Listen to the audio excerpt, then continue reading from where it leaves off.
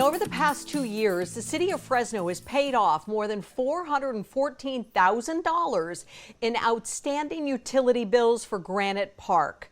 That's the city-owned recreation facility. On this Wired Wednesday, we check in with GV Wire senior reporter David Taub to find out if Fresno taxpayers even know their money is bailing out Granite Park operations. David, thanks so much for joining us today. In your research, have you found that taxpayers are aware of this? Good morning, Kim. It does not seem like there's much public discourse, if any, on how to spend this money. There was some money set aside in a budget a couple of years ago. They discussed in June of 2022, but there wasn't much discussion. It was just one budget motion, and it made it into a vaguely worded budget document.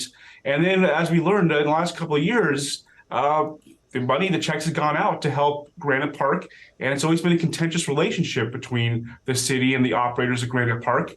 Terrence Frazier and his Central Valley Community Sports Foundation, they operate the park under a 2015 contract, but things have just gone sour to where both sides are in litigation in a federal courthouse that's still ongoing.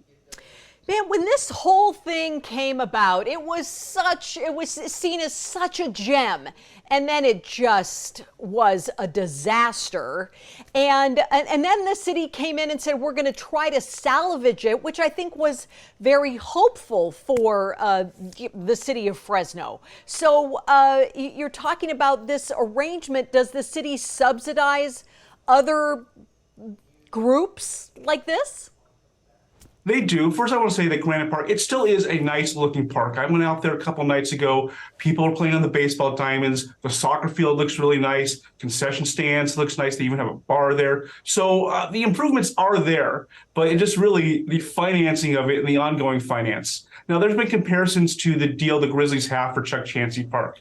That's also a city-owned park, and with their lease with the city, they get a $300,000 subsidy for things like electricity and water, and they have been paying the bills. Granite Park has a $150,000 subsidy, and the contention all along is that's just not enough to help pay those bills. And when a couple of years ago, when Terrence Frazier asked for more money, the city responded with an audit. Terrence Frazier said that audit was unfair. That's what led to the litigation. That's what led to this lawsuit. That's what led to countless negotiations and closed session items, and the city or the district attorney getting involved at one point. So it's really been a mess as far as the contract. But as far as the operation of Granite Park, it does look nice. Okay, yes, and we're glad that it is offering a beautiful space for our community.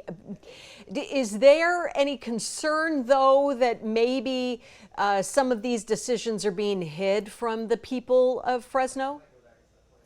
That is what I'm trying to find out. From the best I can understand, the decision to actually cut the checks was done in closed session discussion, which can be legal, but usually you have to report out the decision publicly. And as the best I can tell, that has not happened. The city council uses, well, we're going to give direction to, city leaders, and the city leaders then, people cut the checks there. So not publicly reporting that's troublesome for a democracy. The transparency of the city council, they've done this before, that they don't actually hold votes in closed session, but they still take action. And that's very questionable. We only have about 15 seconds left. I'd like to know what GV Wire rates the transparency that in the city council and Mayor Dyer. Very murky. All right, David Taub with GV Wire. Thank you so much for joining us on this Wired Wednesday.